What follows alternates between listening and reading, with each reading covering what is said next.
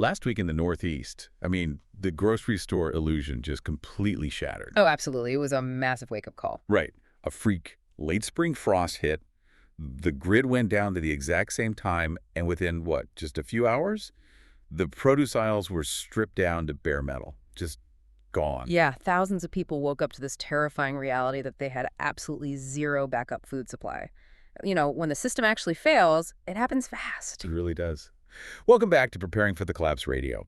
If you think long-term about preparedness, this podcast is for you. Because today, we're tackling a mission-critical operation. Yeah, because we all know how to grow a summer tomato when times are good, right? Right, exactly. But doing it when your calorie bank is draining, the supply chain is frozen, and you don't have access to synthetic fertilizers, that requires a completely different operational playbook. It absolutely does. The margin for error drops to zero. That event in the Northeast is a textbook example of why we cannot rely on hyperextended supply chains. When the trucks stop, your backyard suddenly becomes your only produce aisle. Which brings us to our primary source material for today. We are breaking down this highly practical, no-nonsense PDF guide written by author Spirit Walker. It's titled The First 30 Days of a Survival Garden, Step by Step. And we're going to look at exactly what it takes to turn a patch of useless, hard-packed dirt into a food production engine in a single month. What's fascinating here is that Spirit makes it incredibly clear right from the jump. This is not about hobby gardening. We aren't discussing aesthetics. Yeah, no pretty flower beds here. Right. This is about establishing food production fast with severely limited time and resources. The goal of these first 30 days isn't to suddenly achieve total off-grid self-sufficiency. That is a myth. A dangerous one, too. Exactly. The actual goal is to build unstoppable momentum. You are racing to get roots set and an ecosystem functioning before conditions turn against you. Okay, let's unpack this. Because you cannot just scatter seeds onto dry ground, cross your fingers, and expect a harvest. No, you really can't. We're looking at a 30-day timeline. And week 1, which covers days 1 through 7, is what Spirit Walker calls ground zero. It's entirely about site selection and soil prep. But he emphasizes things that I think a lot of people overlook, like the fluid dynamics of cold air. He warns heavily against planting in low spots or depressions. And there's hard science behind that. Cold air is significantly denser than warm air. Right. So when the temperature drops at night, that cold air literally flows downhill like water. It pools in the lowest spots of your property, creating what we call a frost pocket. Wow, okay. Yeah. So if you plant your survival garden in a depression, a late spring event, like we just saw in the Northeast, will settle right on top of your crops and flash freeze the cellular structure of the plants. It destroys them overnight. Which means you lose weeks of progress. And in a survival scenario, you might not have the calories to survive that delay. Exactly. You literally can't afford the mistake. So he also mandates a minimum of 6 hours of sunlight, ideally morning sun, with afternoon partial shade. Yeah, and that shade part is critical if you are in a hot climate. Right, so the afternoon sun doesn't just scorch your topsoil, but once you've found that perfect microclimate on your property, you have to clear it. And by clear it, he means stripping the grass and weeds down to bare soil, pulling the entire root systems and digging down 6 to 12 inches. And once you open that soil, you have to amend it immediately. Now, in our modern convenience bubble, you would just drive to a hardware store and buy expensive bags of chemically synthesized fertilizer. Which wouldn't exist in a grid-down scenario anyway. Right. But author Spirit Walker approaches this from a strict grid-down survival mindset. You use what you have. He recommends crushed, dried leaves, a very light dusting of wood ash for a potassium spike, and burying raw food scraps directly into the soil. And you don't just toss it on top, you mix it in deeply. I really love looking at this biologically. You aren't really feeding the dirt trait, you are priming a digestive tract. That's a great way to put it. You're introducing raw, organic matter to feed the microscopic bacteria and fungi in the soil, which in turn process those nutrients into a form the plant roots can actually absorb. Yeah. But I've got to say, I read his step 5 for this first week, the pre-watering rule, and honestly, I scoffed at first. A lot of people do. Yeah, because he says you must soak the soil deeply and then let it sit for a full 24 hours before you plant a single seed. If I'm staring down a food shortage, Why am I wasting an entire day staring at wet mud? Why can't I just plant the seed and water it at the same time? Is soaking it deeply really that critical? It is a natural reaction to feel rushed, but that 24-hour wait is an absolute biological necessity. Dry, neglected soil is heavily hydrophobic. Meaning it repels water. Exactly. It literally repels water at first. If you put a dry, fragile seed into dry dirt and then dump a bucket of cold water on it, the water pools on the surface and then rushes away, taking your seed with it. Ah, I see. Or worse, you shock the seed. By soaking the bed 24 hours in advance, you allow capillary action to draw that moisture deep into the ground. The soil becomes a stabilized sponge. That makes so much sense. Right. So when you finally place the seed into that environment, the ambient humidity in the surrounding soil gently signals to the seed that it is safe to wake up. That prevents thermal shock and guarantees the uniform germination you desperately need when you cannot afford to waste a single seed. Wow, which completely flips the script on how we view that waiting period. It isn't wasted time, it's calibration. Exactly. And I should point out, if your ground is physically impossible to dig, maybe you are dealing with solid hardpan clay that will shatter a shovel, or you're stuck in an urban environment surrounded by concrete, you do not have to forfeit your food security. No, absolutely not. Save yourself the orthopedic bill. You can find heavy-duty raised planter boxes with built-in drainage, or 50-pack heavy-duty grow bags, and even the 18-volt brushless cordless drill to help build out your custom setups, all available right now on the Nomadic Enterprises site. You can establish this biological foundation anywhere if you have the proper gear. That's right. The geographical location matters, but the physical preparation of that location matters far more. Because once that soil microbiome is prepped, hydrated, and resting, the biological clock officially starts. And this brings us to week 2, which covers days 8 through 14. The Survival First Fast Track. Your canvas is ready, and now you have to make hard choices. You cannot plant slow-growing 120-day crops when you need calories in your system fast. Spirit Walker outlines the priority crops for immediate yields. And they are very specific. Yeah, he mandates radishes, which mature in 25 to 30 days, lettuce at 30 to 45 days, turnips 40 to 50 days, beets 45 to 60 days, and green onions, which you can harvest continuously. And the planting method is crucial here. You plant these shallow rows, barely a half-inch deep, spaced 6 to 12 inches apart. You cover them lightly and press gently, but you never compact the dirt. Because those tiny seedlings need porous, loose soil to push through to the sunlight. Exactly. And the absolute non-negotiable rule here is hydration. You water immediately after planting, and you never, under any circumstances, let those seeds dry out during germination. Not even for a day. Not even for an afternoon. If a seed absorbs water, begins the metabolic process of cracking its hull, and then dries out for even 4 hours in the afternoon sun, it dies. The cellular process halts, and it will not restart. Man, that's brutal. I understand the mechanics, but I have to push back on the actual crop selection here. Wait, radishes, turnips, they aren't exactly high-calorie survival food. I mean, a radish is basically water, fiber, and a little bit of crunch. If my life is on the line, why are we focusing on radishes instead of calorie-dense staple foods like corn or squash right out of the gate? This raises an important question, and it highlights a massive blind spot for novice preppers. Okay. Yes, radishes are calorically light, but you are fighting a battle on 2 fronts, nutritional and psychological. The biological mechanism of a radish prioritizes rapid cellular expansion over complex starch development. That is why a potato takes 4 months, but a radish takes 25 days. Okay, I see where you're going with this. Right. In a high-stress survival scenario, waiting 3 months for a single tomato can break your spirit. Having a tangible fresh harvest in under a month is a monumental psychological victory.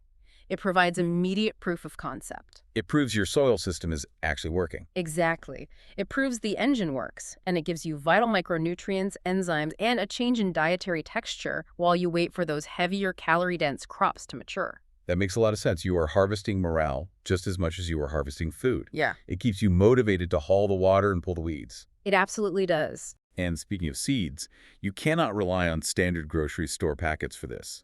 You need to ensure you are planting seeds that will secure your future. Listeners, you can get non-GMO heirloom garden seeds and even incredibly fast-growing organic moringa seeds directly from the Nomadic Enterprises store. Heirloom is the key word there, because unlike GMO hybrids, which are genetically locked and often yield sterile seeds, heirloom plants allow you to harvest the seeds at the end of the season to replant next year. That is true sustainability. You have to think ahead. Right. Also, while you are waiting that 30 days for your first garden harvest, you still have to consume calories. I highly recommend checking out the Forgotten Wisdom blog. Author Spirit Walker recently posted a brilliant piece titled, What to Stockpile First When Prepping on a Tight Budget. It's a vital read for figuring out how to bridge that exact food gap while your fast-track garden grows. Because bridging that gap is the only way you survive to see week 3. By days 15 through 21, the landscape of your garden has completely changed. Those fast growers have cracked open, pushed through the soil, and you suddenly have a sea of tiny green shoots. But this success triggers a completely different crisis, which is overcrowding. Right, you now have too many mouths to feed in one patch of dirt. Exactly. The seeds have germinated, and now it's time to secure the heavier, long-term sustenance. Crops like beans, which are a vital storable protein source, as well as carrots, cabbage, and potatoes. But as these come up alongside your fast growers, Spirit Walker introduces what is arguably the most emotionally difficult task in agriculture. Thinning. Yeah. It is a ruthless necessity. If you planted correctly in week 2, you planted heavy. You sowed extra seeds as an insurance policy against poor germination or insect damage. Which makes sense. But now, you must go in by hand and physically rip out the weaker seedlings to leave only the absolute strongest plants properly spaced. Radishes need to be isolated to 2 inches apart. Lettuce needs 6 to 8 inches of clear space. Here's where it gets really interesting. Because thinning feels so wrong to the modern mind, it feels like you are a ruthless sports coach looking at your team's roster, and you just unilaterally cut the entire B team so the A team gets all the water, the electrolytes, and the playing time.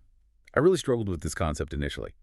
Isn't it completely counterintuitive to kill off perfectly good, living seedlings when your primary objective is to maximize your total food volume in a crisis? Emotionally, it feels like sabotage, I get it, but biologically, it is a strict zero-sum game in that soil. How so? There's a fixed amount of nitrogen, a fixed volume of water, and a fixed square footage of sunlight.